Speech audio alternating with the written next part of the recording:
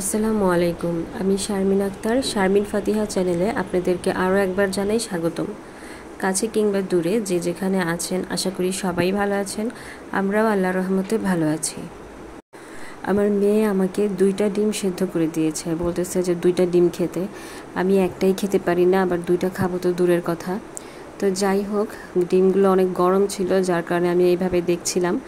তো আমি একটা খেয়েছি আর ওকে বলেছি একটা খেতে। এই ভিডিওটি শুক্রবারের। তো সকাল সকাল উঠে আমি আর আমার মেয়ে আগে ডিম সেদ্ধ খেয়ে নিয়েছি। আর এখানে ফাতিহার বাবা বাজার করে নিয়ে এসেছে কলমি শাক আর দেশি মুরগি নিয়ে এসেছিল। তো কলমি শাকটা বাছাবাছি করা হচ্ছে। আর রায়ান ঘুম থেকে উঠেই মানে শুক্রবার হলেই বলবে যে গরুর মাংস রান্না করো বা মুরগির মাংস, যে কোনো একটা রানতেই হবে। তো আমি বললাম যে আমরা তো 2-3 দিন আগে দাওয়াত খেয়ে এসেছি, তো এখন কেন গরু বা মুরগি রানতে হবে। ও কিছুতেই শুনবে না, ওর শুক্রবার আসলেই ভালো কিছু রান্না করতেই হবে। তো রায়ানের জন্য এখন কোনো একটা শুক্রবারেও আমাদের মানে অন্য কিছু রান্না করা চলে না, হয় মুরগির মাংস বা গরুর মাংস রানতেই হবে। এখন আমাদের হাতে টাকা পয়সা থাকুক আর না থাকুক, ওর জন্য যেভাবেই হোক আনতে হবে। তোর বাবা বাজারে গিয়ে মুরগি নিয়ে এসেছে 4টা মুরগি। আর আমি আস্ত রেখে দিয়েছি, 3টাই আস্ত রেখে দিয়েছি আর একটা রান্না করেছিলাম। আমার কাটতেও একটু কষ্ট হয়েছিল, যেহেতু দেশি মুরগি, শক্ত ছিল মুরগিটা, কিন্তু খেতে অনেক টেস্টি হয়েছিল। এই পর্যন্ত যারা আমার ভিডিও দেখছেন, ভিডিওর কোনো অংশ যদি ভালো লেগে যায় তাহলে প্লিজ একটি লাইক দিয়ে দিবেন এবং চ্যানেলটি সাবস্ক্রাইব করে পাশে থাকবেন। আর অলরেডি যারা করে দিয়েছেন তাদেরকে অসংখ্য ধন্যবাদ। তো আমার বড় বোন আবার আজকে গরুর মাংস রান্না করবে, আমি মুরগির মাংস। তো আমার বোনের ছেলে বলতেছে যে একদিনেই কেন 2জন ভালো ভালো জিনিস রান্না করতেছো, তুমি পরের দিন মুরগি রান্না করতা। তা আমি বলতেছি যে রায়ান আবার বা ফাতিহা 2জনেই অল্পতে হয় না ওদের, মানে গরুর মাংস দেখা গেল যে অল্প দিলাম, ওইটা ওরা মন খারাপ করতে পারে, যার কারণে আমিও মাংসই রান্না করেছি। তবে আজকে যে শুধু গোশই রান্না হবে তা না, আজকে মাছ, শাক ভাজি এগুলোও রান্না করব। কেননা ফাতিহার বাবা শুধু গোশ খেতে চায় না, তার সাথে শাক ভাজি কিংবা একটু মাছ ভুনা খেতে চায়।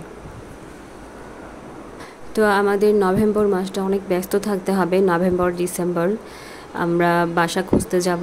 আর আমি যেহেতু এই এলাকায় থাকবো না, অন্য এলাকায় চলে যাব, তো আমাকে আরও বেশি টেনশন নিয়ে বাসা খুঁজতে হবে। দেখা গেল যে এই এলাকায় থাকলে আশেপাশে কোথাও বাসা নিলেই হতো, কিন্তু ফাতিহার ভালো স্কুলে যদি চান্স পেয়ে যায়, আপনারা সবাই দোয়া করবেন, ওর জন্য ট্রাই করছি যে একটা ভালো স্কুলে দেওয়ার। তো যদি ওইখানে চান্স পেয়ে যায় আমরা ওইখানেই চলে যাব আর রায়ানকে ভালো একটা মাদ্রাসায় দিয়ে দিব। রায়ানের এই মাদ্রাসাটা অনেক ভালো, কিন্তু যে এলাকায় যাব ওই এলাকার মাদ্রাসা মানে ভালো দেখেই দিতে হবে। বাসা খোঁজা কিন্তু অনেক কষ্টের ব্যাপার। যারা ভাড়া থাকেন তারাই হয়তো বা বুঝেন যে বাসা খোঁজা বা বাসা চেঞ্জ করা কত পরিমাণ কষ্ট।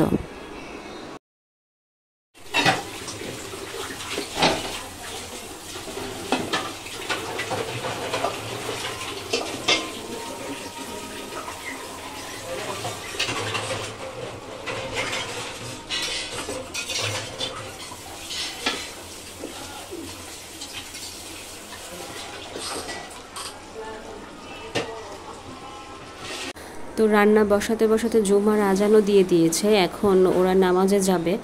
আর আল্লাহর রহমতে নামাজ পড়ে আস্তে আস্তে আমার রান্নাও শেষ হয়ে যাবে। তো 2 চুলায় 2জন রান্না বসিয়ে দিয়েছি, আর ভাতও রান্না করে ফেলবে একটু পরেই। তো শুক্রবারের দিন কিন্তু খুব বেশি সময় পাওয়া যায় না, যার কারণে অনেক তাড়াতাড়ি রান্না বসাতে হয়। তো রান্না আমারটা প্রায় শেষ, এখন ভাত বসিয়ে দিব। আর আমার বোনেরটা হচ্ছে গরুর মাংস রাঁধতে অনেকটাই সময় লাগে।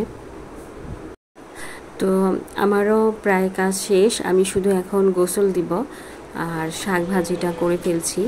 শাক ভাজিটা হয়ে গেলেই আমি গোসল করে নামাজ পড়ে ওদেরকে খেতে দিব। শুক্রবারে একসাথে খেলে কিন্তু ভালো লাগে, আমরা খুব বেশি খেতে পারি না একসাথে, ফাতিহার বাবার অফিস থাকে। তো আজকে এই পর্যন্তই, ভিডিওটি আর বাড়াবো না। পরবর্তী ভিডিও দেখার অপেক্ষায় থাকবেন। আল্লাহ হাফিজ, আসসালামু আলাইকুম।